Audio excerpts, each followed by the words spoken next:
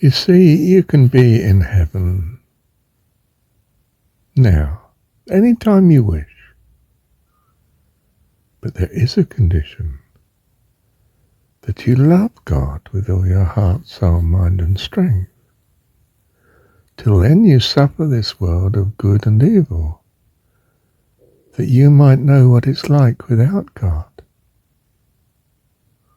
That's what this universe is about.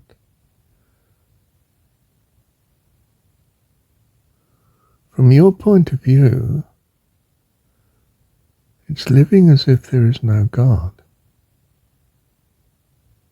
Fine, get on with it.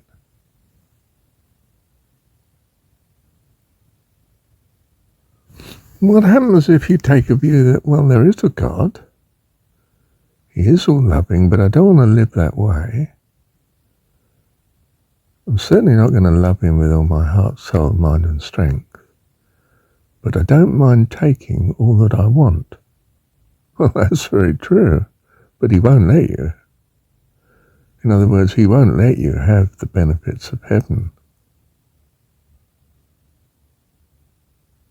until you're eligible, and won't harm the place. Now, what would my ex ask of me, given she has very malicious intention towards me? I mean, quite simply doesn't give a damn. Oh, well, she might wring you dry. Does God wish her to do that? No, certainly not. Why are you assisting her in such then?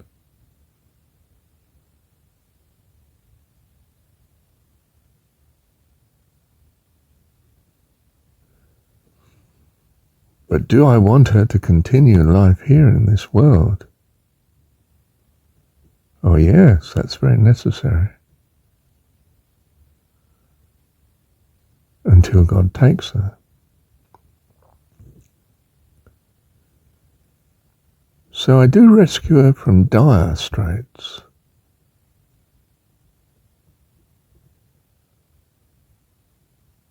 Which is what the Samaritan does. That you might continue living here in the classroom.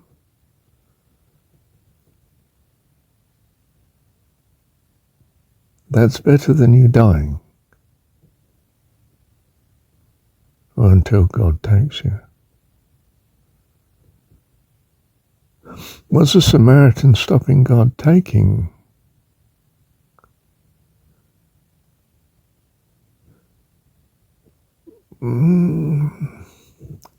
He was certainly rescuing from what God seemed to have the lot of the chap who was attacked and left dying by the side of the road.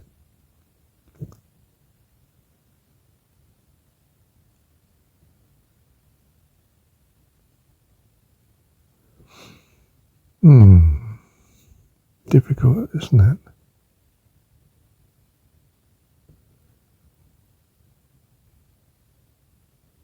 We want to rescue, but we want to give when they ask.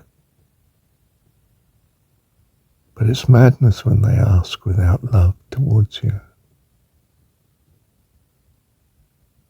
You have to decide whether to give or not. Does God really want you to be made poor and destitute by people with evil intent? I don't think so.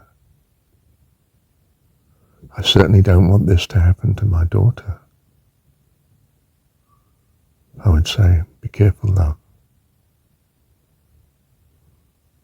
Don't just give to the stranger who asks.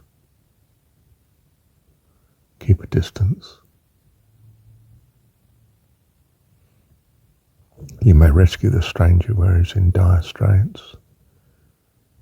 Where you so choose, you can help the poor whenever you so choose to do so.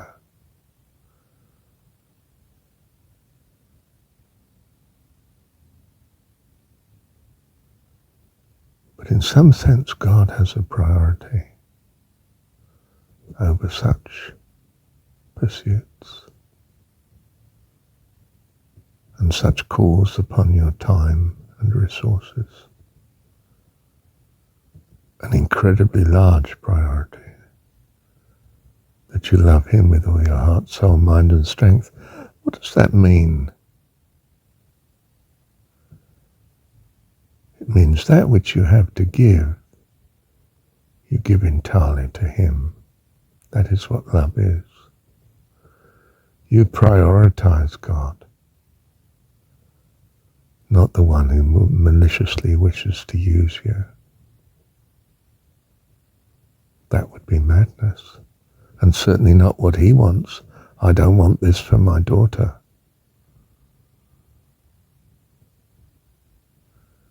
She belongs here, not with those of malicious intent.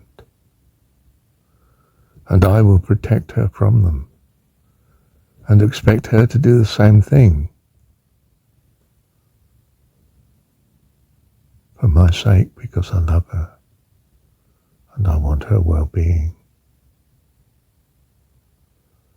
So it is to be a child of God, as I understand it. How do you understand it, dear one? What do you think? Thank you, Heavenly Dad. Did Jesus say, thou shalt love everyone with all your heart, soul, mind and strength? No.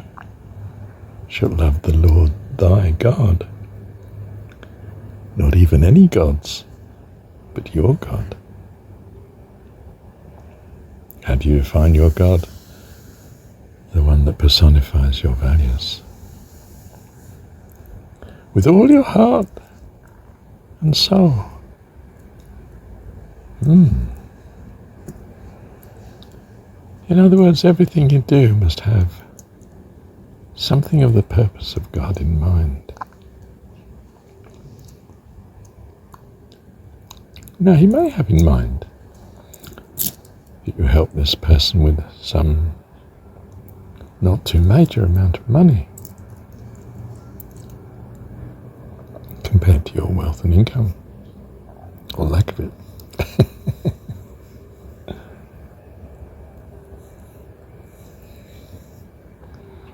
How significant is this to the person you're giving it to?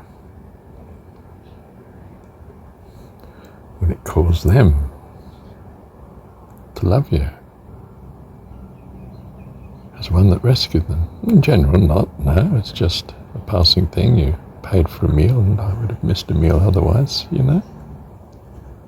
It wasn't life and death.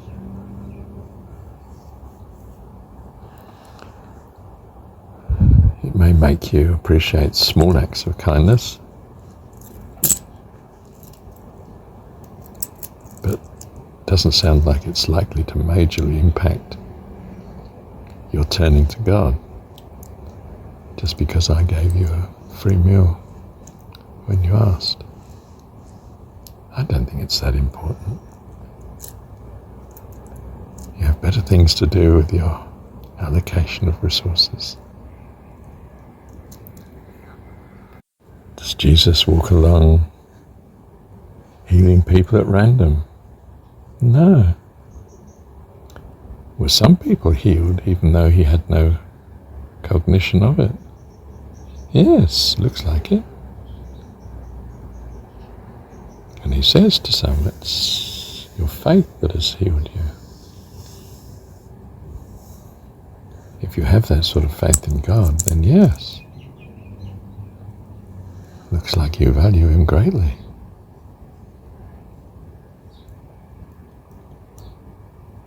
Know in your heart that he can and will heal you.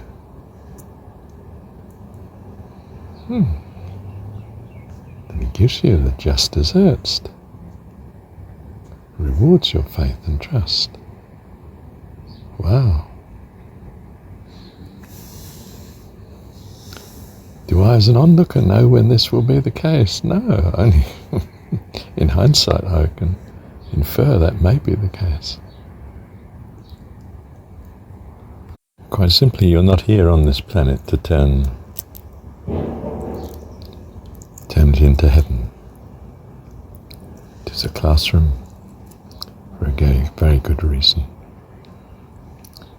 And primarily your reason in being here is for your benefit, that you come to love God. And in as far as you do love God, you will want to encourage all others to come to the same conclusion as yourself. But there's no point in pressing those that don't want to know. But if someone does ask you to rescue them in dire straits, or it's fairly clear they are in dire straits, and you could rescue them without too much risk and burden to yourself, I don't mean make yourself poor and in chaos by doing it, but assuming you can reasonably do it, then do, for they may in consequence love you as they should with all their heart and soul.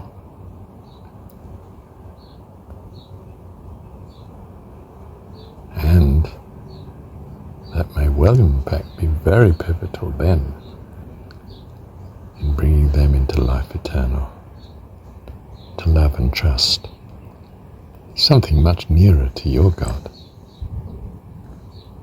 that they now have by your act of kindness and probably your association with your God, as they see you to have.